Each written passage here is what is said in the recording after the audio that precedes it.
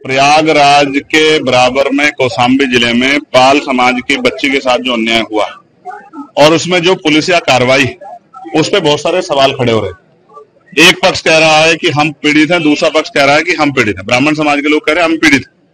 अब ये पता जाके लगेगा मौके पे कि कौन पीड़ित है। इसलिए मैं उन परिवार से मिलने के लिए पाल समाज के आया था, लेकिन पुलिस ने मुझे यहाँ रोक लिया और मुझसे कहा कि अभी लॉ एंड ऑर्डर की सिचुएशन अच्छी नहीं है, आप कुछ देर इंतजार कर लें, उसके बाद हम आपको जाने की इजाजत दे देंगे। मैं यहाँ इंतजार कर रहा हूँ पिछले 2.5 घंटे से, लगभग अब 2.5 घंटे होने को आए। मैं यहाँ इंतजार कर रहा हूँ कि मुझे वहां जाने की इजाजत मिले और मैं उस परिवारों की आवाज को उठा पाऊं, मैं जान पाऊं सत्य क्या है।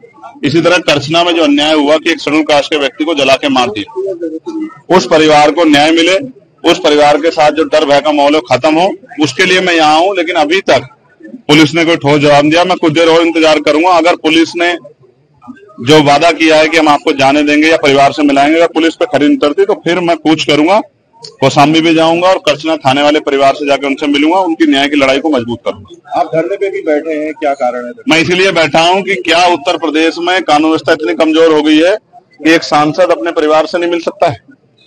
क्या हो गया उत्तर प्रदेश में? हम इलाहाबाद में, जहां पूरे उत्तर प्रदेश के लोग आते हैं न्याय मांग रहे हैं, हम तो लंबे समय से मेरठ में हाईकोर्ट की बेंच की मांग को भी उठा रहे हैं, लेकिन इलाहाबाद में इसलिए मुझे तो रोका गया। अपराधियों क्यों रोका गया? 500-700 पुलिस लगा के क्यों रोकना चाहते हो?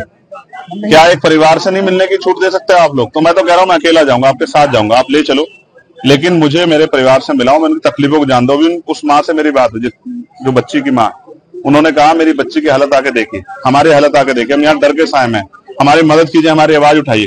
तो पुलिस मुझे क्यों रोक रही? क्या पुलिस किसी को छिपाना चाहती है? क्या पुलिस दबाव में काम कर रही है? मैं तो मानता हूं पुलिस कभी दब नहीं सकती, लेकिन इस बात को जानना पड़ेगा कि सब क्या हो रहा है। मैं तो पुलिस का सबसे बड़ा ऐतिहासिक सब जगह आवाज उठाता हूँ, पार्लियामेंट में भी आवाज उठाता हूँ, सड़क पे भी उठाता हूँ। उनकी 8 घंटे की ड्यूटी हो, उनको न्याय मिले, उनको जो वेतन विसंगतियां वो दूर हो, उनके साथ जो है जो बॉर्डर स्कीम है वो खत्म हो। लेकिन क्या आज पुलिस मुझे रोक के जो है क्या कानून का हनन नहीं कर रही, संवैधानिक जो अधिकार है उनका हनन नहीं कर रही? इसका जवाब भी देना चाहिए। और मैं मीडिया से कहूंगा कि पुलिस से पूछे कि वो मुझे क्यों रोक के बैठे। धन्यवाद। थोड़ी देर पहले लाइव आए थे, आपने हाउस अरेस्ट की बात भी कही और सरकार ने भी कहा, क्या कुछ? उसी के बाद मुझे बाहर आके बैठना पड़ा, इसलिए लाइव आया कि मुझे जाना था कहाँ और मुझे लेके कहाँ गए। मैं संवैधानिक विचारों का प्रयोग संवैधानिक विचार पे हूँ, इसलिए पुलिस से बातचीत कर रहा हूँ, वरना मैं लड़के भी जा सकता हूँ, मोटरसाइकिल पे बैठ के भी जा सकता हूँ। पुलिस जानती है जब मैं जाने पाऊंगा चला जाऊंगा, लेकिन मैं संवैधानिक विचार को मानता हूं, संविधान को मानता हूं, इसलिए पुलिस से बात कर रहा हूं कि भाई हमें जाने दिया जाए या उस परिवार को हमसे मिला दे। अगर नहीं जाने दिया जाता तो क्या कुछ कदम उठाया जाए? तो फिर अभी तो इलाहाबाद में आप संदर्भ देख रहे हैं, फिर आप लखनऊ में देखना, विधानसभा का घेराव होगा, मुख्यमंत्री आवास का घेराव होगा, इतने बड़े पैमाने पर होगा कि पूरे प्रदेश से ट्रेन में लोग आएंगे और लखनऊ का चक्का चक्का जाम करा जाए।